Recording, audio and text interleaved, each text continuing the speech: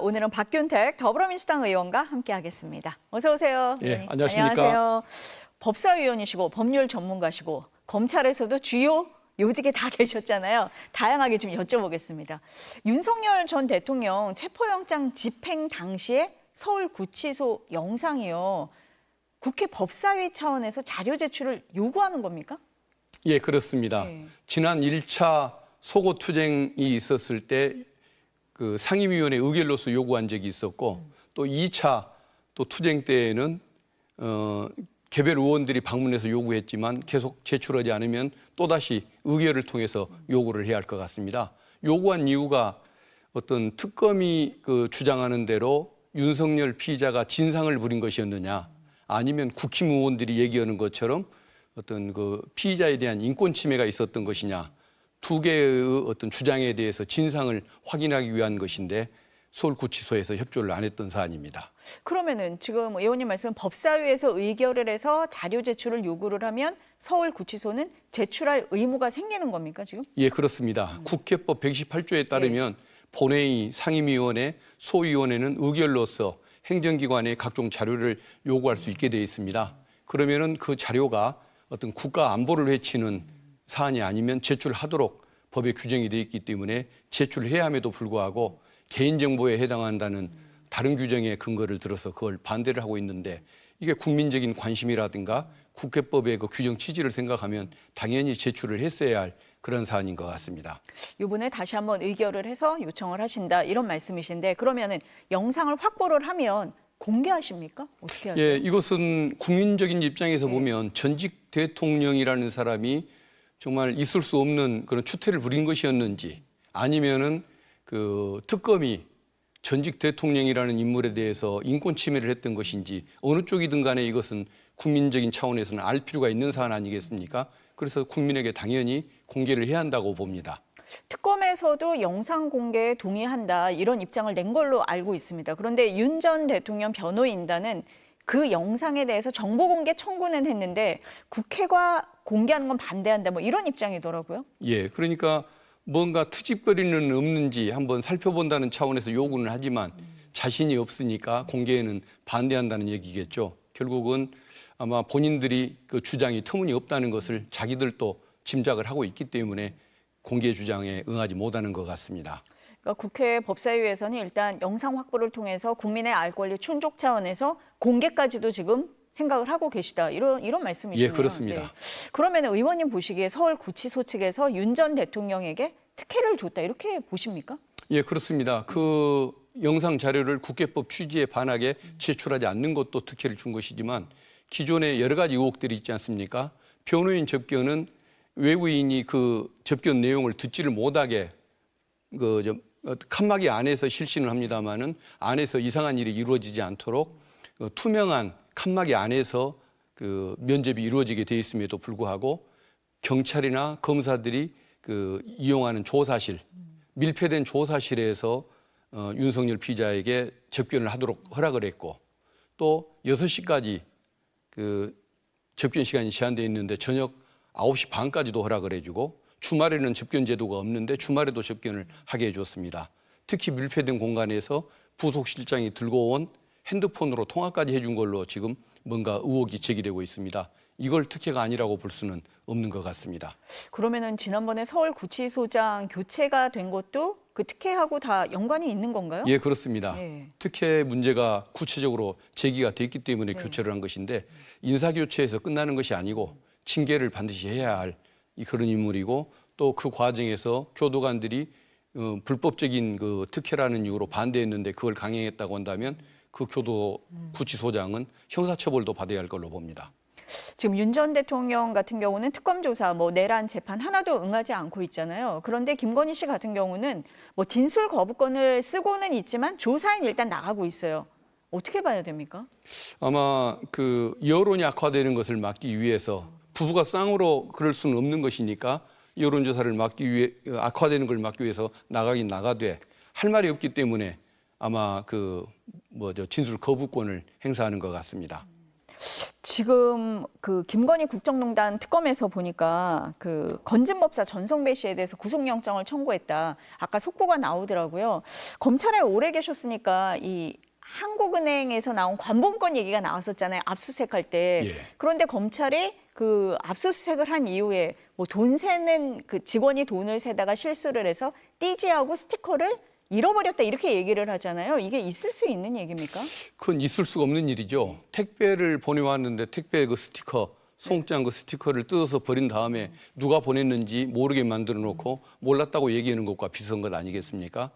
이것은 아마도 대통령실에서 지급되는 특수활동비를 빼내서 공금을 횡령하는 방법으로 타인에게 지급됐을 가능성이 많은데 그 공금 횡령 사건을 수사할 수 있는 기회를 놓쳐버린 것이기 때문에 이것은 정말 그 심각한 사안입니다. 그래서 법무부 감찰 지시가 내려진 걸로 좀 전에 들었는데 네. 감찰 지시든 특검의 수사든 진상을 분명히 밝혀야 할 그런 사안이라고 봅니다. 아니 그러니까 직원이 실수를 해서 띠지와 스티커를 잃어버렸는데 별도의 뭐 감찰이나 이런 거 없이 지금 특검에 넘겼다는 거잖아요. 지금 의원님 말씀은 그래서 법무부에서 감찰 지시를 내렸다 뭐 이런 말씀이신 거네요. 예, 그 전에 이미 예. 감찰 조치가 있었어야 할 것 같은데 지금까지 그것을 뭐 못 본 채 놔두었다가 이게 문제가 되니까 신정부의 이제 법무부에서 이것을 이제 그 감찰을 지시한 사례로 봐야 할 것 같습니다. 아니 개인 집에서 사실 한국은행 관본권이 나온 것도 굉장히 특이하잖아요. 어떻게 이런 일이 있을 수 있는가 했는데 띠지하고 스티커를 검찰이 잃어버렸다. 검찰에 오래 계셨지만 납득이 안 되실 것 같은데요. 그러니까요. 예. 아무리 실무 직원이 예. 경험이 적어도 그 정도의 감각은 있을 것 같은데 이것은 뭔가 일부러 그런 것은 아닌지 분명히 확인을 해야 할 사안이라고 그렇게 생각이 됩니다. 오늘 내란 특검에서 한덕수 전 총리를 두 번째 불러서 조사하고 있잖아요. 내란 행위의 핵심 공범이다. 이렇게 보십니까? 예, 그렇습니다. 본인은 내란을 말렸다라고 얘기를 하지 않습니까? 그럼에도 불구하고 계엄 그 선포문 그걸 사후에 작성하는 데 관여를 한다든가 또 계엄 선포 당시에 여러 가지 문건들을 뭐 본 적도 없다라고 얘기를 했다가 다 챙겨 나오는 모습들 그리고 또 나중에 수사가 문제될 것 같으니까 계엄 선포문에 그 사인했던 것을 또 회수를 한다든가 이런 식의 어떤 계엄에 동조하는 자의 모습을 취하고 증거인멸 행위를 가담을 했기 때문에 저는 뭐 당연히 형사처벌 대상으로 봐야 할 것 같습니다. 내란의 공범이요 증거인멸의 주범일 것 같습니다. 그 의원님 보시기에는 오늘 구속영장 청구까지 갈 수 있다 이렇게 보세요? 어떻게 보세요? 저는 청구를 할 것 같습니다. 그래도 대한민국의 국무총리를 두 번이나 지낸 인물인데 아무리 문제가 있어도 그 지위에 있는 인물을 두 번이나 부른다는 것은 아마 혐의점을 분명하게 인식했기 때문일 것이고 이게 혐의가 인정되는 이상 내란의 공범으로서 이보다 중한 사안이 없고 또 증거인멸 행위를 저지른 것 자체가 증거인멸의 우려가 있는 행위이기 때문에 당연히 영장 청구로 이어져야 한다고 봅니다. 1차 조사하고 나서 지금 한 달 좀 넘었잖아요. 그리고 지금 2차 조사를 하는 건데 의원님 보시기에는 아마 그 사이에 어느 정도 혐의점이 충분히 확보가 됐을 거다. 뭐 이렇게 보시는 거네요. 예, 그렇습니다. 아마 예. 종합적인 결론이 나왔기 때문에 처분을 위한 조사가 아닌가 싶습니다. 국민의힘에서 그 당사 압수수색에 대해서 강하게 지금 반발하고 있잖아요. 이 사안은 어떻게 보세요? 수사를 하겠다는데 법관이 발부한 영장을 가지고 집행하겠다는데 응해줘야 하는 것 아니겠습니까? 민주당을 상대로 수도 없이 반복했던 일들인데 국힘을 상대로는 안 된다고 하는 태도를 이해할 수가 없습니다. 빨리 협조하는 것이 맞을 것 같고 뭐 조경태 의원이나 안철수 의원도 그 부분에 대해서는 뭐 크게 반발을 잘 못하는 것 같습니다. 왜 국민의힘을 다 전체를 범죄자로 취급하느냐 몰고 가느냐를 얘기하지만은 그 자료를 다 달라고 한 적도 없고 명단 일부를 비교만 해보자는 것 아닙니까? 그걸 거부하는 태도를 인정할 수 없고 오히려 본인들이 저렇게 집단으로 특수공무집행 방해를 하면서 집단 범죄화가 돼가는 것 같습니다. 국민의힘에서는 이런 것도 있는 것 같아요. 이제 당사 압수수색도 있는데 국회의원, 개별 의원들에 대한 어떤 수사도 지금 약간 확대되는 그런 분위기도 있잖아요. 지금 의원님 말씀하신 것처럼 그럼 우리 당 전체를 범죄자 취급하는 거냐. 정당 해산을 위해서 빌드업하는 거 아니냐. 이렇게도 주장합니다. 어떻습니까? 예, 그건 지금까지 수사 과정이 민주당이 캐려고 해서 캔 것이 하나라도 있으며 이재명 정부의 검찰, 경찰에서 뒷조사를 해서 나온 것이 아니지 않습니까? 스스로 저절로 이렇게 돌출이 되고 제보가 된 것을 상대로 이제야 수사가 시작되는 것인데 그것을 표적 수사인 것처럼 얘기하는 것은 뭐 타당치 않은 주장이라고 봅니다. 지금 보면은 여야 관계가요. 대치, 심각 이렇게까지 되고 있는 것 같습니다. 근데 지금 이제 본회의도 예정이 돼 있고 거기서 쟁점 법안도 통과시킨다고 하고 국민의힘에서는 전당대회 하고 있는데 압수수색하냐, 전당대회 하고 있는데 본회의 열어서 쟁점 법안 통과시키냐 이렇게 얘기를 하잖아요. 여야 관계 어떻게 될 걸로 보세요? 언젠가는 손을 잡고 네. 바른 길로 나갈 수 있도록 국힘도 변해야 하고 또 여당도 조금 더 열린 마음으로 나가야 하는 시기가 있을 것입니다만은 지금은 그럴 수가 없는 시기인 것 같습니다. 저렇게 특검의 정당한 영장까지도 집행을 거부를 하고 또 전한길 같은 사람이 나서서 또 윤 어게인을 외치는 이런 분위기 그리고 뭐 어떤 반성이 없는 저런 태도를 보면서 어떻게 저게 현재로서는 타협이 가능할까 그 생각이 듭니다. 그리고 이제 그 어떤 필리버스터 또 뭐 가동할 것처럼 얘기를 하는데 네. 그 이건 당론이 분명히 다른 서로 타협이 될 수 없는 당론이 다른 이런 법안인 상태라고 한다면 결국은 다수결의 원리로 갈 수밖에 없기 때문에 현재로서는 어쩔 수가 없는 것 같고 장차 빨리 이런 상황이 해소되도록 함께 노력할 필요는 있다고 봅니다. 의원님 보시기에 뭐 결국은 우리가 타협을 하고 협치로 가야겠지만 지금은 그런 상황이 아니다 이렇게 보시는 거예요. 예, 지금 상황에서 네. 특검 수사를 네. 살살하라고 여당이 얘기를 할 수 있는 상황이거나 저 전당대회에서 윤의 어게인을 외치는 현상을 보고도 즐겁게 웃으면서 대할 수 있거나 또 지금까지 당론으로 2년째 추구해왔던 저 법안을 이제 와서 없던 걸로 하자고 그럴 수는 없는 것 아니겠습니까? 그래서 지금은 조금 불가피한 측면이 있다고 봅니다. 어쩔 수 없이 대치 국면으로 갈 수밖에 없다 이런 말씀이시네요. 요즘 좀 핫한 인물 있잖아요. 조국 전 대표. 예, 예. 네, 어떻게 보세요 행보를? 아마 정치에 대한 욕구가 강하신 것 같습니다. 뭐 또 내년에 또 네. 선거에도 나오시려고 할 것 같고 여러 가지 있고 그다음에 또 그 사면 때문에 민주당의 지지율에 영향은 없느냐 이런 비판도 있긴 있습니다만은 저는 그 사면이 비판에도 불구하고 당연했다고 봅니다.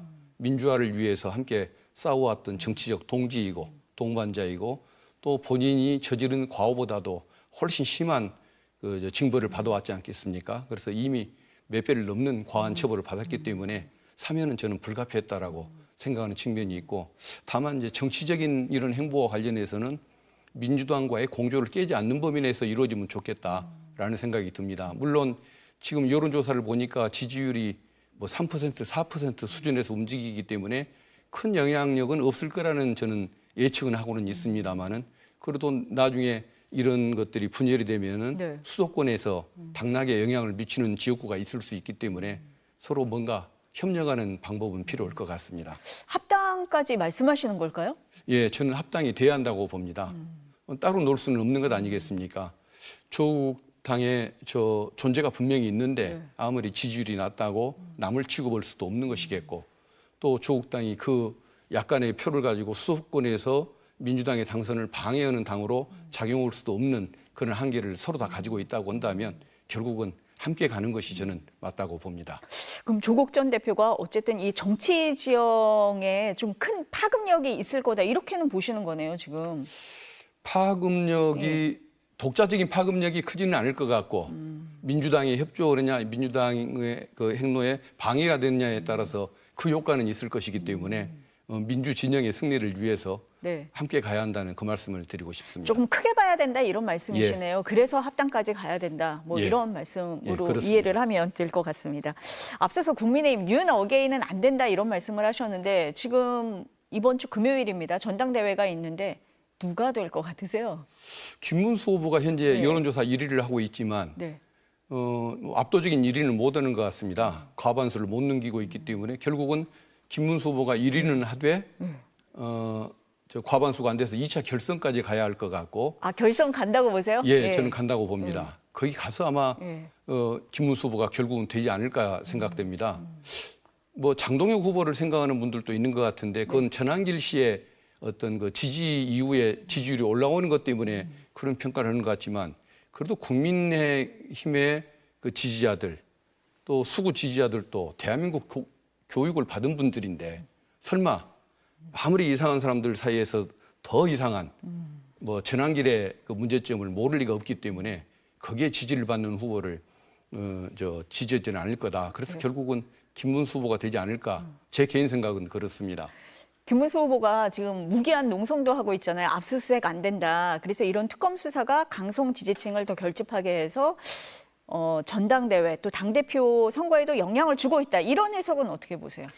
원래는 그 당의 성격이 원래 그러니까 그런 사람이 되는 것이겠죠. 원래 그런 거다. 이 수사의 예. 영향은 아니다. 원래 네. 그런 정당이기 때문에 네. 그렇게 가는 것일 겁니다.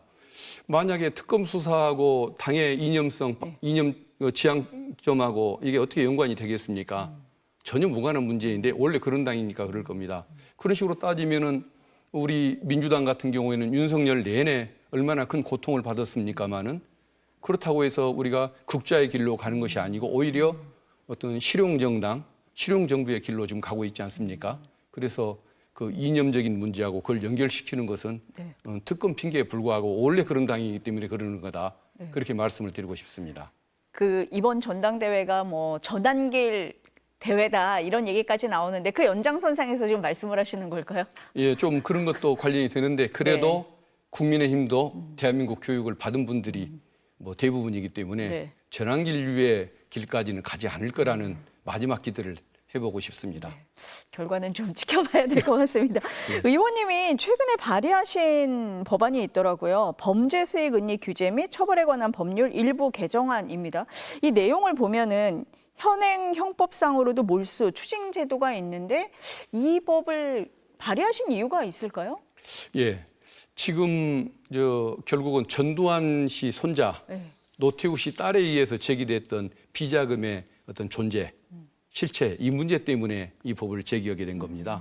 결국은 몰수라는 것은 중요한 제도임에도 불구하고 유죄 판결이 내려질 때 함께 내릴 수 있는 부가적인 성격의 형벌이다 보니까 그 피의자가 이제 전두환 노태우 씨 같은 경우가 이미 사망을 하거나 공소시효가 지나서 기소할 수가 없게 됐고 그러다 보니까 몰수도 아예 비자금도 추징할 수 없는 한계가 있게 된 겁니다. 그래서 피의자가 사망하고 공소시효가 지났더라도 몰수 추징은 가능하게 해서 불법 재산이라도 환수하게 하자. 어떤 악인의 자녀들이 자손들이 평생을 호의호식하는 이런 불합리한 이런 현상은 타파하자. 이런 차원에서 만들게 된 것입니다. 의원님이 이 법안을 발의를 하셨더니 특검 수사하고 연관지어서 해석하시는 분들도 꽤 계셨어요. 그러니까 김건희 씨 같은 경우에 부정하게 취득한 재산을 혹시 이제 환수할 수 있는 상황이 왔을 때 이 조항이 해당되나라고 하시는 분들도 있었는데 그런 거는 아닌 거네요. 그렇습니다. 현행법에 의하더라도 가능합니다. 네. 그래서 윤석열, 김건희 부부는 사망하지도 않았고 아직 공소시효가 지나지도 않았기 때문에 이 법이 적용될 여지는 없고 아주 특수한 상황에서만 적용된다는 점 말씀드리고 싶습니다. 그러면은 지금 보면은 뭐 뇌물을 받았다, 알선수재 혐의 뭐 이런 얘기가 나오잖아요. 그럼 그렇게 부정하게 취득한 재산에 대해서는 몰수나 환수가 현행 법으로도 지금 가능하다 이런 말씀이시네요. 예, 그렇습니다. 예, 현행법으로 가능한 것이고 나중에 세월이 한참 지나서 뭐 한 20년 후에 뭔가가 드러나는 것이 있으면 그때는 이에 적용될 수는 있을 것입니다. 네, 특검 수사도 좀 지켜보도록 하겠습니다. 의원님 말씀 오늘 여기까지 듣겠습니다. 감사합니다. 예, 감사합니다.